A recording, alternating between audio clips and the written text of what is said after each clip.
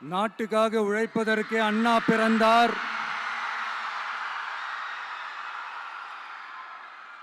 பொது நலத்தில் தானே நாள் முழுக்க கண்ணா இருந்தார் அப்படின்ட்டு எம்ஜிஆர் அவர்கள் ஒரு பாட்டு ஒன்று பாடியிருக்கிறாங்க, கேட்டிருப்பீங்க. அப்படிப்பட்ட நம்ம காஞ்சி தலைவர் அறிஞர் அண்ணா அவர்கள் பிறந்த மாவட்டம் தான் இந்த காஞ்சிபுரம் மாவட்டம்.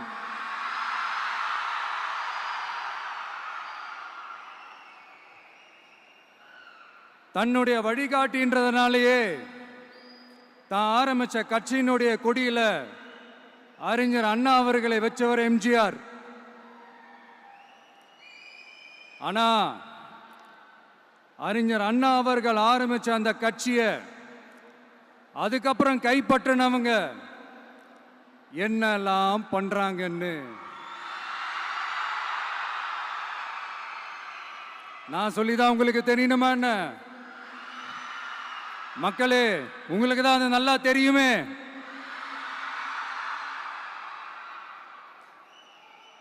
தனிப்பட்ட முறையில் எங்களுக்கும் அவங்களுக்கும் எந்த பிரச்சனையும் கிடையாதுங்க. எந்த வாய்க்கா வரப்பு தகராறுலாம் எதுவுமே கிடையாதுங்க. அப்படியே இருந்தாலும் அது நம்ம கண்டுக்கவே போறது இல்லைங்க. தனிப்பட்ட முறையில் அவங்களுக்கு வேணா நம்ம மேல வன்மத்தோட இருக்கலாங்க.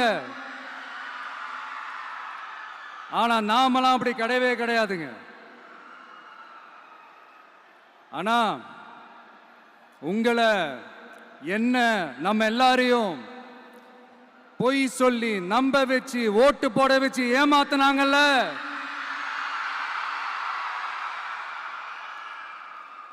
அப்படி ஏமாத்தி ஆட்சிக்கு வந்து நல்லது செய்யற மாதிரி நடிக்கிறாங்கல்ல, நாடகம் ஆடுறாங்கல்ல, அவங்கள எப்படி நம்ம கேள்வி கேட்காம இருக்க முடியும்? அதனால அவங்கள நம்ம கேள்வி கேட்காம விட போறதே இல்லை.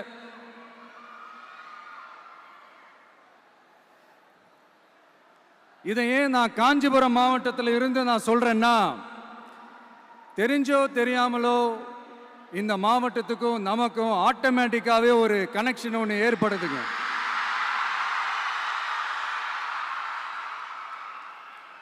ஏன்னா நம்மளுடைய முதல் கள பயணத்தை தொடங்கினதே பரந்தூர்ல இருந்து தான். பரந்தூருக்கு போய் அந்த மண்ணில் நின்று அந்த மக்களுக்காக கேள்வி கேட்டதும் இதே அண்ணா அவர்கள் பிறந்த காஞ்சிபுரம் மாவட்டம் தான். இன்னைக்கு ஒரு பெரிய மனவேதனைக்கு அப்புறம் இந்த மக்கள் சந்திப்பு நிகழ்ச்சிக்கு வந்திருக்கிறதும் அதே அண்ணா அவர்கள் பிறந்த காஞ்சிபுரம் மாவட்டம் தான்.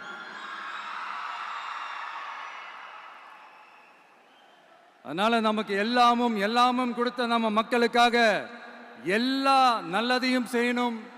அதுவும் சட்டப்பூர்வமாக செய்யணும், அங்கீகாரத்தோட செய்யணும், அதிகாரப்பூர்வமாக செய்யணும், ஒட்டுமொத்த தமிழ்நாட்டு மக்களுக்கும் செய்யணும், ஒரே மாதிரி செய்யணும், ஒரே எண்ணத்தோட செய்யணும். அந்த ஒரே லட்சியத்தோட தான் நாம் அரசியலுக்கே வந்திருக்கிறோம். அதனாலதான் மக்களிடம் செல் அப்படின்னு சொன்ன அண்ணாவை கையில் எடுத்தோம். அவங்க சொன்ன மாதிரி மக்களை நோக்கி போறோம். ஆனா மக்களிடம் செல்னு சொன்ன அண்ணாவை மறந்தது யாரு?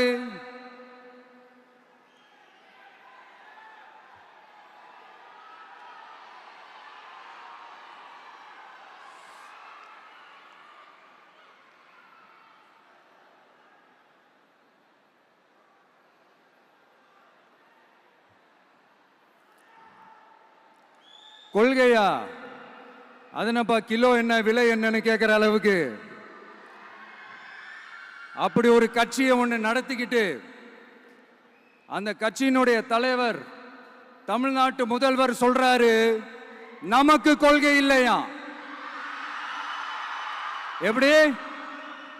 நமக்கு கொள்கை இல்லையா? பிறப்புக்கும் எல்லா உயிருக்கும்னு ஒரு அடிப்படை கோட்பாட்டை நம்ம கட்சியினுடைய ஒரு முக்கிய கோட்பாட்டை அறிவிச்ச நமக்கு கொள்கை இல்லையா? எல்லாருக்கும் எல்லாமும் கிடைக்கணும், சமூக நீதி கிடைக்கணும். அந்த சமூக நீதி உண்மையான சமூக நீதியா இருக்கணும். சாதிவாரி கணக்கெடுப்பு நடத்தணும்னு ரொம்ப ஸ்ட்ராங்கா சொன்ன நமக்கு கொள்கை இல்லையா? CAA அறிவிச்சதுக்கு அப்புறம் அப்ப நம்ம கட்சி ஆரம்பிக்கிறதுக்கு முன்னாடியே எதிர்த்த நமக்கு கொள்கை இல்லையா? வகுப்பு சட்டத்தை எதிர்த்து உச்ச நீதிமன்றத்துக்கு முதல்ல போன நமக்கு கொள்கை இல்லையா? நீட்ட வந்தா ஒழிச்சிருவேன், நீட்ட வந்தா அழிச்சிருவேன், ஆட்சிக்கு வந்தவனே ரத்து செய்யறதே நீட்ட தான், அப்படி இப்படின்னு கதையெல்லாம் விடாம கல்விய மாநில பட்டியல சேர்க்கணும்னு சொன்னதோட மட்டும் இல்லாம அதுக்கு ஒரு இடைக்கால தீர்வை சொன்ன நமக்கு கொள்கை இல்லையா? சமத்துவம் சம வாய்ப்புன்னு ரொம்ப ஸ்ட்ராங்கா சொன்ன நமக்கு கொள்கை இல்லையா? இப்படி கொள்கையை வெறும் பேச்சில மட்டுமே பேசிக்கிட்டு எல்லா கொள்கையும் அண்டர் கிரவுண்ட்ல அடக்கி வச்சுக்கிட்டு என்னமோ இவங்களுக்கு மட்டும்தான் எல்லா கொள்கையும் குத்தகைக்கு எடுத்த மாதிரி. இவங்க கொள்கையே கொள்ளை தானே. எப்படி? இவங்க கொள்கையே கொள்ளை தானே. இதெல்லாம் மக்களுக்கு யாருக்கும் தெரியாதுன்னு நினைச்சிட்டு இருக்கீங்களா?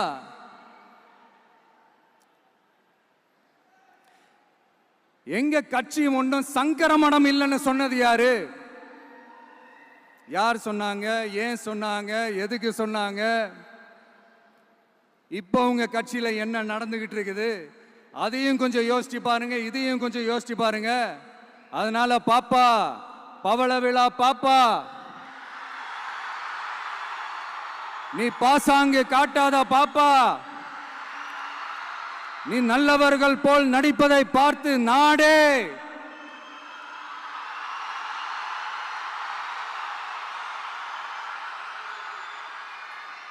பாப்பான்னு சொன்னோம். அப்ப கூட பாத்தீங்கன்னா பாப்பான்றது ரொம்ப ஆசையா பாசமா சாஃப்டா தான் சொன்னோம். அதையே நீங்க அதிர்ச்சியா எடுத்துக்கிட்டீங்கன்னா அதுக்கு நாங்க என்ன பண்றது? அதே நீங்க விமர்சனம்னு சொன்னீங்கன்னா நாங்க என்ன பண்றது?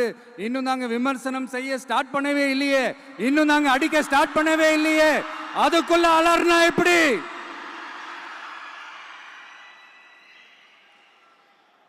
அதனால உங்க அரசவை புலவர்கள் யாராவது இருந்தாங்கன்னா கர்ச்சீஃப் எடுத்து அவங்க கண்ணீரை துடைத்து விடுங்கள். சரி, அது அவங்க பிரச்சனை, அவங்க பார்த்துக்கிட்டோம். நமக்கு எப்பவுமே மக்கள் தாங்க, மக்களுடைய பிரச்சனை பத்தி பேசுறது தான். இன்னைக்கு நம்ம காஞ்சிபுரம் மாவட்டத்துக்கு வந்திருக்கிறோம். இங்க மக்கள் ஃபேஸ் பண்ற அந்த பிரச்சனையை பத்தி நம்ம பேசி ஆகணும்.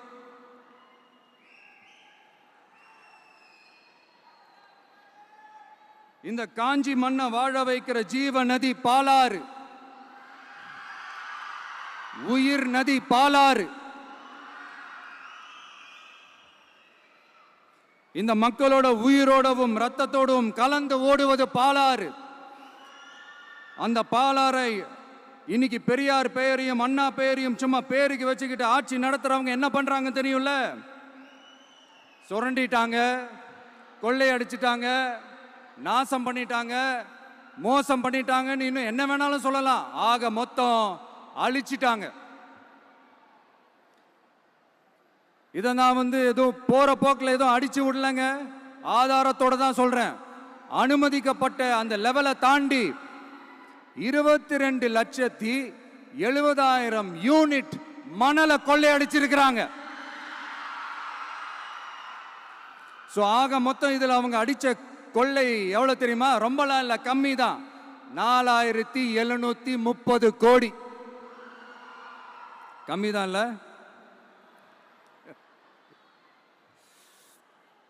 இதுக்கெல்லாம் அவங்க ஆதாரம்லாம் கேட்க முடியாது. ஏன்னா இந்த ஆதாரம்லாம் ஆல்ரெடி கோர்ட்ல இருக்குது, அமலாக்கத்துறை டிபார்ட்மெண்ட்ல இருக்குது. அந்த டிபார்ட்மெண்ட்ல வேலை செஞ்ச சில நல்லவர்கள் அவங்க அடிச்ச அந்த கொள்ளையெல்லாம் தாங்க முடியாம வெளியில சொன்ன அந்த ஆதாரங்கள் இதெல்லாம் சம்பந்தப்பட்டவங்களுக்கு இன்னும் நல்லாவே தெரியும். அதனால இது சம்பந்தமா ஆதாரங்களை கொடுலாம் அவங்க கேட்க முடியாது.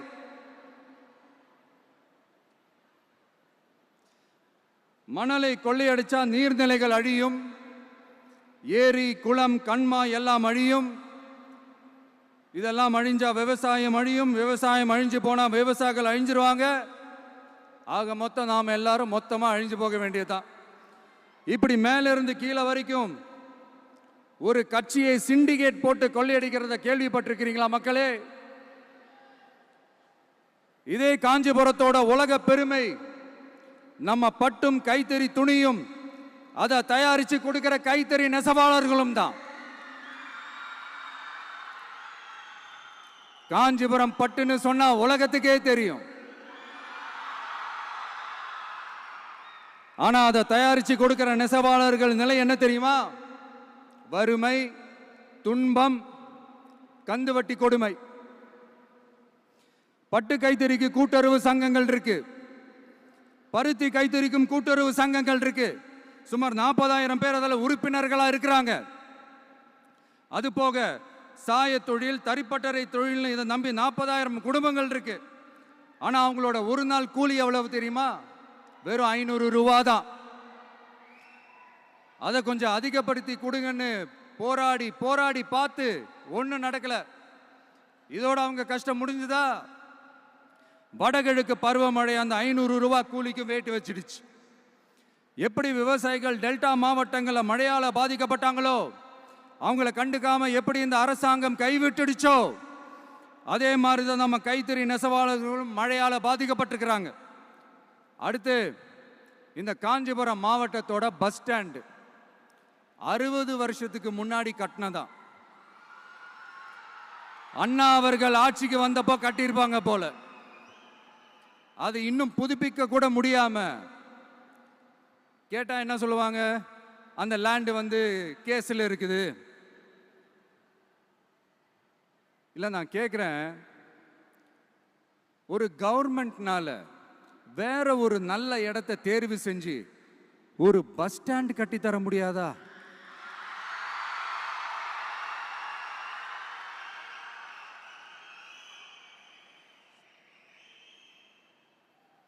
பிரச்சனை என்ன தெரியுமாங்க? அவங்களுக்கு மக்களை பத்தி யோசிக்கிறதுக்கே நேரம் இல்லை. அதுதான் பிரச்சனை. அடுத்து வாலாஜாபாத் பக்கத்துல அவலூர் ஏரி இருக்கு. அது பாலாற்றை விட உயரமா இருக்கு. அதனால என்ன ஆகுதுன்னா, ஆத்து தண்ணி ஏரிக்கு போக முடியாம போயிடுது. அதை சரி பண்ணி அந்த இடத்துல ஒரு தடுப்பணையை கட்டினா ஏரி நிறைய தண்ணி நிற்கும். அப்படி நின்னா அவலூர் மட்டும் இல்ல, ஆசூர் உட்பட இன்னும் எத்தனை கிராமங்கள், எத்தனை ஆயிரம் ஏக்கர் விவசாயம் நல்லா நடக்கும். இதுக்கு இன்னும் எத்தனை வருஷம் மக்கள் கோரிக்கை கொடுக்கணும், மக்கள் போராடணும். இந்த பிரச்சனையெல்லாம் இருக்கிற அதே காஞ்சிபுரம் மாவட்டத்தில் தான் பரந்தூர் ஏர்போர்ட் கட்டுற பிரச்சனையும் இருக்குது. அந்த பிரச்சனையில கண்டிப்பா நாங்க விவசாயிகள் பக்கம் தான் நிற்போம். அதுல எந்த மாற்று கருத்துமே கிடையாது. இந்த கவர்மெண்ட் பரந்தூர் விவகாரத்தில் எங்களுக்கோ இல்ல விவசாயிகளுக்கோ எந்த விதமான காரணங்கள் சொல்லி எஸ்கேப் ஆகவே முடியாது. இப்படி மக்களுக்காக மக்களோட பிரச்சனைகளை எடுத்து பேசுறதுனால இப்போ ஆட்சியில் இருக்கிறவங்களுக்கு நம்ம மேல ஒரு ஆத்திரம் வரத்தானே செய்யும். அதனால தான் நீங்க பார்த்தீங்கன்னா சட்டசபையில் ஆரம்பிச்சு ஒரு சாதாரண நிகழ்ச்சி வரைக்கும் எல்லா மேடையிலையும் மேடைக்கு மேடை டிவிக்கே தான். டிவிக்கே அவதூறு, அவதூறு டிவிக்கே, டிவிக்கே அவதூறு, அவதூறு டிவிக்கே. இதுக்கெல்லாம் கண்டிப்பா நாங்க பதில் சொல்லுவோம், சொல்லாமலாம் இருக்க மாட்டோம். இப்ப கூட கரூரை பத்தி பேசுவேன்னு எதிர்பார்த்திருப்பாங்க. அதை நான் கொஞ்சம் அப்புறமா பேசுறேன். பட் இப்போ நம்மளுடைய விஷன் என்னன்னு சொல்லணும்னு நான் கொஞ்சம் ஆசைப்படுறேன். நம்ம ஆட்சிக்கு வந்தா, அது என்ன வந்தா,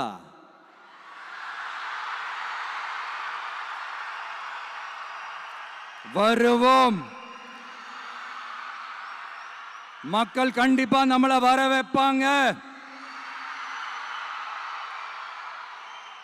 மக்களுக்கான ஆட்சியை மக்களே விரும்பி வர வைக்கத்தானே செய்வாங்க.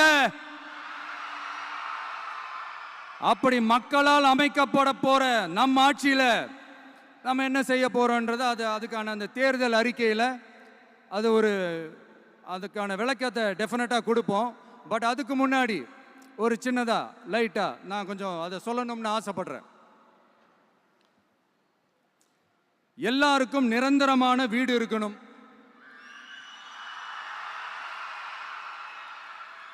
ஒவ்வொரு வீட்டுக்கும் ஒரு மோட்டார் சைக்கிள் வாகனம் உறுதியா இருக்கணும். காரும் தான் லட்சியம். அதுக்கான வசதி வாய்ப்பை உருவாக்குற அளவுக்கு பொருளாதார வளர்ச்சிக்கு வழியை உண்டாக்கணும். ஒவ்வொரு வீட்டில் இருக்கிற ஒவ்வொருத்தரும் மினிமம் டிகிரி படிச்சிருக்கணும்.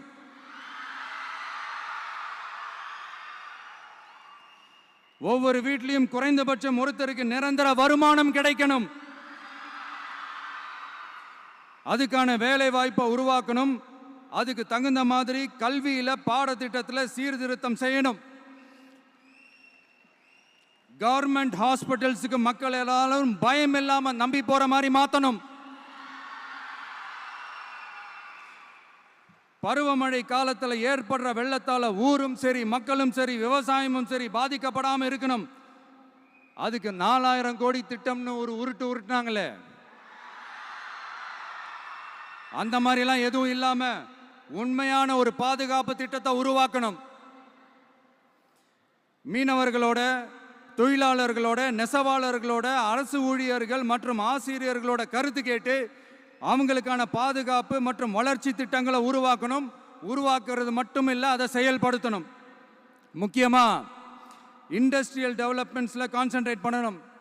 எல்லாத்தையும் விட ரொம்ப ரொம்ப முக்கியம், சட்டம் ஒழுங்க ரொம்ப ஸ்ட்ரிக்டா வச்சிருக்கணும். நம்மளுடைய அம்மா, அக்கா, தங்கச்சிகள், அவங்களுடைய பிள்ளைகள், குழந்தைகள் எல்லாருக்கும் பாதுகாப்பை, அதுவும் உண்மையான ஸ்ட்ராங்கான பவர்ஃபுல்லான பாதுகாப்பை உண்டாக்கணும். அண்ணா யூனிவர்சிட்டியில நடந்த அந்த பெண்ணுக்கு நடந்த அந்த பிரச்சனை மாதிரியோ, இல்ல கோவையில் நடந்த அந்த கல்லூரி பெண்ணுக்கு நடந்த பிரச்சனை மாதிரியோ அதெல்லாம் நடக்க விடவே கூடாது. நம்ம வீட்டு பெண்கள் ஸ்ட்ராங்கா, பயமே இல்லாம தைரியமா இருக்கணும்.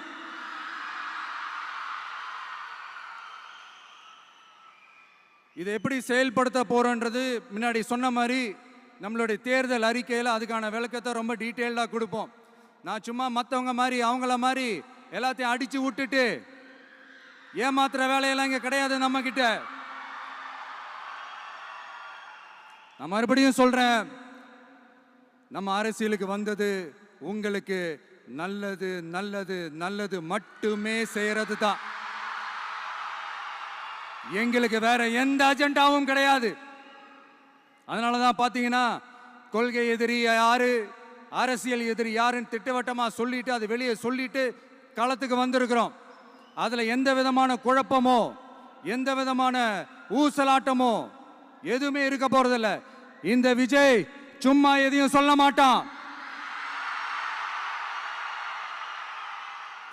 ஒன்னு சொன்னா அதை செய்யாம விட மாட்டான். அது மக்களுக்கு நல்லாவே தெரியும். அப்புறம் ஒரு அதிசயம் சொல்ல முடியாது, இது ஒரு கண்டுபிடிக்க முடியாத ஒரு உண்மைன்னு சொல்லலாம். அது என்னப்பா, அது தற்குறியா?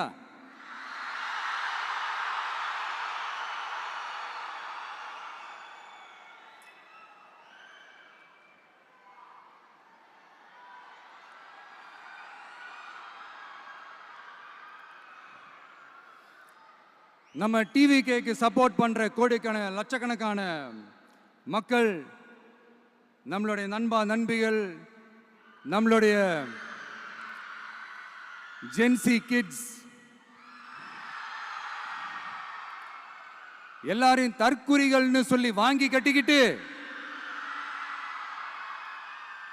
இப்போ அவங்களாம் தற்குறி எல்லாம் கிடையாது, அப்படிலாம் அவங்கள கூப்பிடாதீங்க, அவங்க சங்கிகள்லாம் கிடையாது, அப்படிலாம் அவங்கள கூப்பிடாதீங்கன்னு சொல்லி ஒரு குரல். யாருடா அந்த குரல் அப்படின்னு பார்த்தா, இப்ப ரீசெண்டா அறிவு திருவிழான்னு ஒண்ணு நடத்தினாங்கல்ல, சாரி அவதூறு திருவிழா. அதுல அவங்க தலைமையே குழப்புற மாதிரி, அறிவு கண்ணை திறந்து வைக்கிற மாதிரி ஒருத்தர் பேசியிருக்கிறார். அவர் யாருன்னா அது அவங்களோட எம்எல்ஏவே. அந்த எம்எல்ஏ யாருன்னா நம்மளுடைய கொள்கை தலைவர்கள் ஒருத்தரான மக்கள் சேவகர் அஞ்சலை அம்மாளோட சொந்தக்காரர். என்னடா இது இப்படி ஆகி போச்சு? டிவிகேக்கு சப்போர்ட் பண்ற மாதிரி நம்ம கட்சியிலேருந்தே ஒரு குரல் வருதுன்னு சொல்லி தலைமையில் ஃபுல்லா கன்ஃபியூஷன். அந்த கன்ஃபியூஷன் இதோட நிக்காது.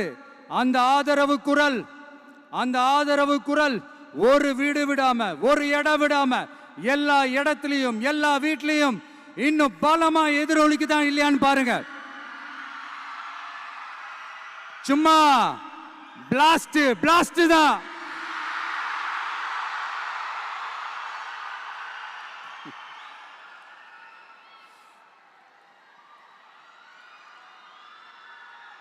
இது இன்னைக்கு நேத்தெல்லாம் நடக்கலைங்க. 1972லயே நடந்து முடிஞ்சிருச்சு. எப்போ எம்ஜிஆர் அவர்கள் கட்சி ஆரம்பிச்சாங்களோ அப்பவே அது ஒரு கூத்தாடி கட்சி.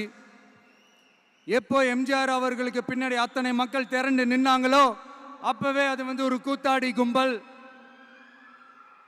நடிகர் கட்சின்னு சொன்ன ஒருத்தர் அதுக்கப்புறம் எம்ஜிஆர் கூடயே போய் சேர்ந்துட்டாரு.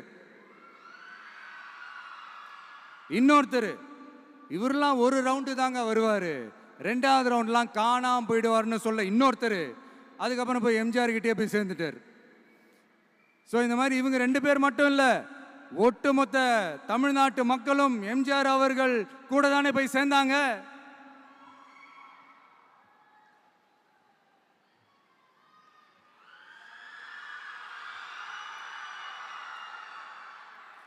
அதனால இது வரலாறு. இந்த வரலாறு நம்மளை விட அவங்களுக்கு இன்னும் நல்லாவே தெரியும். அதனால தான் பார்த்தீங்கன்னா 53 வருஷமா அதே கதறல்கள். கூத்தாடி கூட்டம், நடிகர் கட்சி, நடிகர் கூட்டம், இப்படி. மர்மயோகின்ற ஒரு படத்துல அவருடைய கேரக்டர் பேர் கரிகாலன். அதுல ஒரு சூப்பர் டயலாக் ஒன்று சொல்லியிருப்பாரு. குறி வைத்தால் தவற மாட்டேன், தவறுமானால் குறியே வைக்க மாட்டேன்.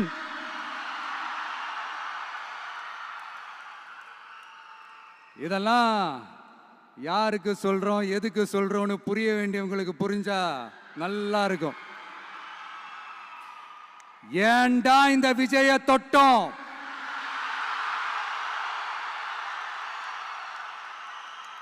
ஏண்டா விஜய் கூட இருக்கிற அந்த மக்களை தொட்டோம் நினைச்சு ஃபீல் பண்ண போறீங்க.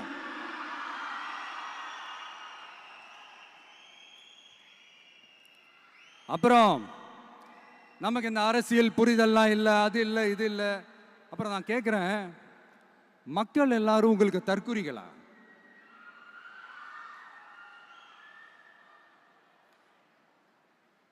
அதே மக்களோட ஓட்டு வாங்க போற நாம தற்குறிகள்னா அப்ப இவ்வளவு நாள் அதே மக்கள் கிட்ட தானே நீங்க ஓட்டு வாங்கிட்டு இருந்தீங்க. அப்ப நீங்க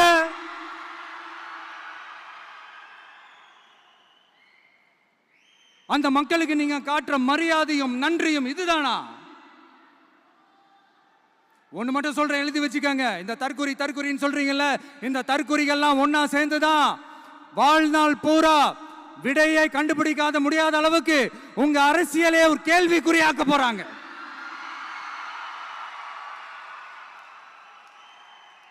இவங்கெல்லாம் யாரும் இங்க தற்குறிகள்லாம் கிடையாது. இவங்க எல்லாரும் தமிழ்நாட்டு அரசியலோட ஆச்சரியக்குறி. இவங்க எல்லாரும் தமிழ்நாட்டு அரசியலோட அந்த மாற்றத்திற்கான அறிகுறி. சும்மா லாஜிக்கே இல்லாம தற்குறி.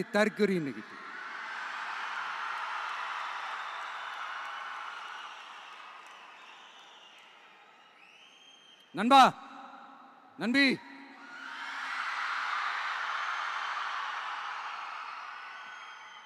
எல்லா மேடையிலும் ரிப்பீட்டடா ஒரு விஷயம் நான் சொல்லுவேன்ல, இப்ப நீங்க சொல்லுங்க.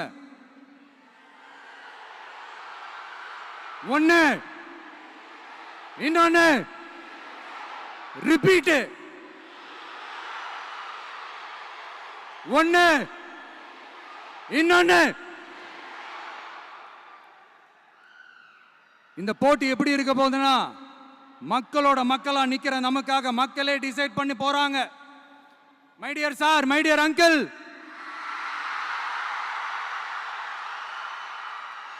ஆல்ரெடி டிசைட் பண்ணியாச்சு.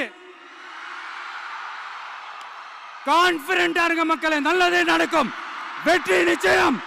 மீண்டும் சந்திக்கும் வரை நன்றி, வணக்கம்.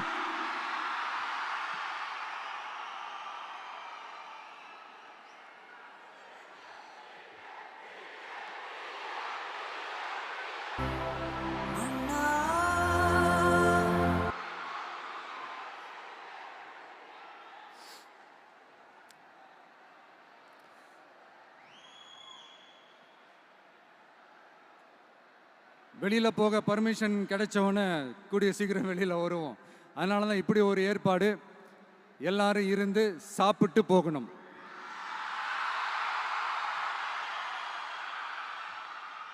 நன்றி, வணக்கம். சொல்ல மறந்துட்டேன், என் நெஞ்சில் குடியிருக்கும்